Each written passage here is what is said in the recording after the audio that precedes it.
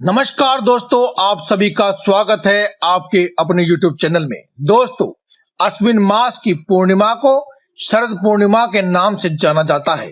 ज्योतिष शास्त्र के अनुसार साल भर की पूर्णिमाओं में शरद पूर्णिमा सबसे खास मानी जाती है, क्योंकि इस दिन चंद्रमा 16 कलाओं से युक्त परिपूर्ण होता है। इसे अमृत काल भी कहा जाता है, क्योंकि इस दिन चंद्रमा से निकलने वाली किरणें अमृत की तरह होती है। यह अमृत वर्षा की बेला है जो समस्त दुख और दरिद्रताओं का नाश करने की क्षमता रखता है। इस रात महालक्ष्मी की पूजा करके रात्रि जागरण करना धन समृद्धिदायक माना जाता है। हिंदू धर्म में शरद पूर्णिमा का विशेष महत्व है और इसे अश्विन पूर्णिमा, कोजागरी पूर्णिमा और कौमुदी व्रत के नाम से भी जाना जाता है।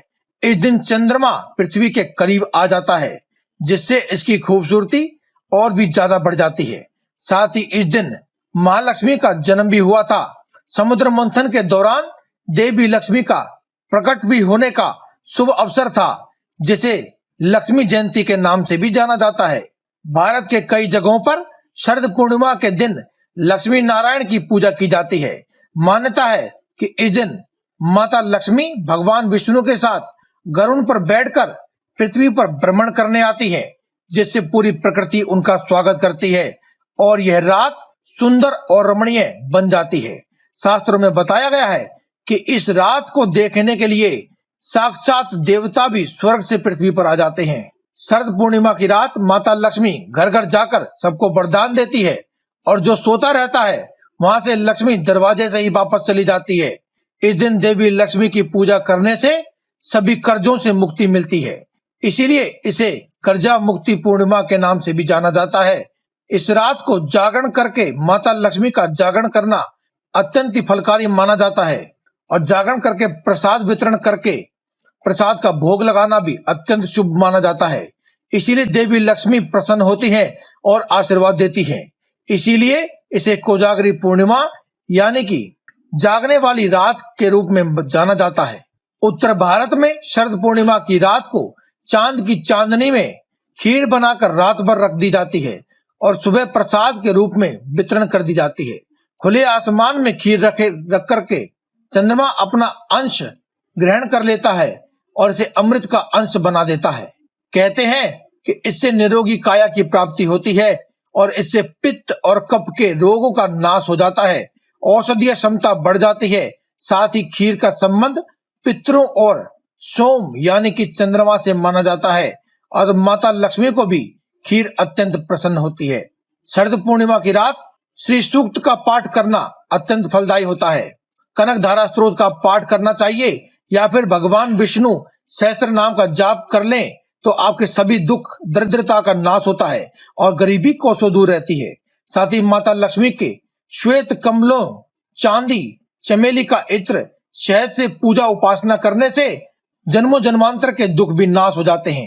पूजा के उपरांत पतले से एक कागज पर आप श्री और ही लिख करके उसे आटे में मिला दीजिए और आटे की गोलियां मछलियों को खिला देने से आपके सभी प्रकार के कर्जों से मुक्ति मिलती है। घर में सुख और ऐश्वर्य की हमेशा ही बरकत बनी रहती है और वैसे घर में सदैव माता लक्ष्मी का वास बना रहता है। ऐसा करने से आपको आर्थिक लाभ के मार्ग प्रशस्त हो जाते हैं और सभी संकटों और कष्टों से भी मुक्ति मिलती है। आज की इस वीडियो में हम आपको माता लक्ष्मी और भगवान विष्णु को प्रसन्न करने वाला शास्त्रों में बताया गया एक बहुत ही साधारण सा और शक्तिशाली उपाय बताने जा रहे हैं। माना जाता है कि इस उपाय को करने से धन की देवी माँ लक्ष्मी की असीम कृपा प्राप्त होती है, सभी कष्टों का नाश होता है और घर में सदैव सुख समृद्धि आती है। दोस्तों, माता लक्ष्मी और श्री हरि भगवान विष्णु जी को प्रसन्न करने का सबसे सरल और असरदार उपाय है तुलसी जी का पूजन करना, क्योंकि तुलसी जी श्री हरि भगवान विष्णु जी को बहुत ही प्रिय है। आज की इस वीडियो में हम आपको एक बहुत ही सरल सा उपाय बताएंगे। एक ऐसी वस्तु के बारे में बताएंगे जिसे अगर आप तुलसी जी के पास रख देते हैं तो आपको श्री हरि भगवान विष्णु जी और माता लक्ष्मी जी का तो आशीर्वाद प्राप्त होगा ही, साथ ही तुलसी माता की कृपा से सर्व रोगों का नाश होगा और सभी प्रकार की मनोकामनाओं की भी पूर्ति सरल आसान तरीके से हो जाएगी और घर धन धान्य से भर जाएगा। दोस्तों, भगवान विष्णु और माता लक्ष्मी को प्रसन्न करने के लिए आप तुलसी जी का पूजन अवश्य करें। तुलसी जी का पूजन करने में आप इस बात का विशेष ध्यान रखें कि आप स्वच्छता का पूर्ण ध्यान रखेंगे।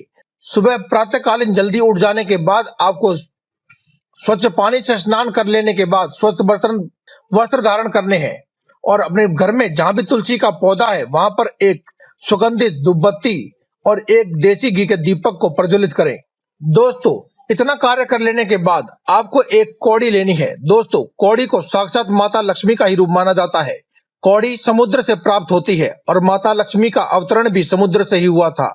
माता लक्ष्मी का ही रूप माना जाने वाली कौड़ी, जो कि माता लक्ष्मी को अत्यंत प्रिय है, एक आपको वह ले लेनी है। जो भी कोई व्यक्ति अपने जीवन में माता लक्ष्मी को प्रसन्न करना चाहता है, उस व्यक्ति को कौड़ी से पूर्ण पूजा अवश्य ही करनी चाहिए। और इस प्रकार की छोटी सी एक कौड़ी किसी भी पूजन की दुकान पर या पर राशन जहां मिलता है, उस दुकान पर बड़े ही आसानी से आपको मिल जाएगी। अब आपने जो भी कौड़ी ली है वह संपूर्ण होनी चाहिए, यानी कि खंडित नहीं होनी चाहिए, यानी कि टूटी फूटी या छेद वाली नहीं होनी चाहिए। अब आप इस कौड़ी को अच्छे प्रकार से शुद्ध जल से धो लें और साथ ही एक स्वच्छ कपड़े से इसे पोंछ लें। उसके बाद जो देसी घी का दीपक आपने माता तुलसी जी पर जब प्रज्वलित किया है, उसमें आप इस कौड़ी को डाल दीजिए।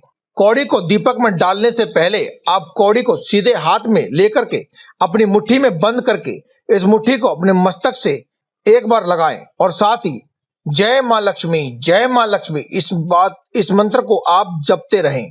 कम से कम 11 या 21 बार इसे जप लेने के बाद आप इस कौड़ी को दीपक में डाल दीजिए। कौड़ी डाल देने के बाद माता तुलसी, मां लक्ष्मी और श्री हरि भगवान विष्णु को प्रणाम करें और भगवान विष्णु के मंत्र ओम नमो भगवते वासुदेवाय इस मंत्र का 5 बार जाप करें। ओम श्री महालक्ष्मी देव्य नमः इस मंत्र का 11 बार जाप करें और उसके बाद आपको अपने स्थान से खड़े होकर के उसकी तुलसी जी की कम से कम 11 परिक्रमाएं अवश्य करनी है। इस प्रकार से देवी तुलसी, देवी मां लक्ष्मी और भगवान विष्णु की पूजा संपूर्ण होती है और तुलसी जी की पूजा से आपको संपूर्ण आशीर्वाद की प्राप्ति होती है। जब आपकी परिक्रमा पूर्ण हो जाए तो माता लक्ष्मी और भगवान विष्णु और तुलसी जी जिनकी आप पूजा कर रहे थे वहीं पर आप विराजमान हो जाइए और अपने मन ही मन जो भी आपने कभी जाने अनजाने गलती कर दी हो या फिर इस पूजा में अगर आपसे कोई गलती हुई हो, इसके लिए आप क्षमा मांगे। साथ ही साथ अपने मन में अपनी सभी मनोकामनाएं भी अवश्य कहते रहें, साथ ही अपने सभी कष्टों और दुखों के बारे में भी कहें, ताकि आपको सभी दुखों और कष्टों से मुक्ति मिले, जन्मों जन्मांतर की गरीबी से मुक्ति मिल जाए और साथ ही आपके घर में सदैव सुख समृद्धि और ऐश्वर्य का वास रहे। घर में सुख समृद्धि, धन की वृद्धि की कामना करें, धन सौभाग्य और मान सम्मान की प्राप्ति के लिए भी प्रार्थना करें। इतना सब कार्य कर लेने के बाद जब आपका दीपक पूर्ण हो जाए, यानी कि वह जब शांत हो जाए, तब आपको उस कौड़ी को उस दीपक में से निकाल लेना है। अपने मस्तक से उसे लगा करके माता लक्ष्मी के प्रसाद स्वरूप आपको उसे अपने मस्तक से लगा लेने के बाद तुलसी जी के ही पास एक छोटा सा गड्ढा करके उसमें उसे दबा देना है। दोस्तों, अगर आप इस उपाय को अपने घर से बाहर यानी कि अपने घर में नहीं कर रहे हैं तो आप इस कौड़ी को अपने साथ ही ले आएं और अपने घर में जो भी कोई पौधा हो वहां पर गाड़ सकते हैं। अन्यथा आप इसको किसी भी लाल रंग के कागज या फिर लाल रंग के छोटे से कपड़े में बांधकर अपने घर में जहां भी माता लक्ष्मी की तस्वीर या मूर्ति हो उसके पीछे रख दीजिए या फिर अपने घर में धन रखने के स्थान पर रख दीजिए। इतना सा उपाय मात्र करते ही आपके घर में दिन दूनी रात चौगुनी तरक्की होने लगेगी। तो दोस्तों, आज की इस वीडियो में केवल इतना ही। कल फिर आपसे मुलाकात होगी एक और नई वीडियो के साथ। तब तक के लिए दे इजाजत। धन्यवाद। कमेंट बॉक्स में लिखते रहें जय माता दी, जय मां लक्ष्मी, जय बजरंगबली।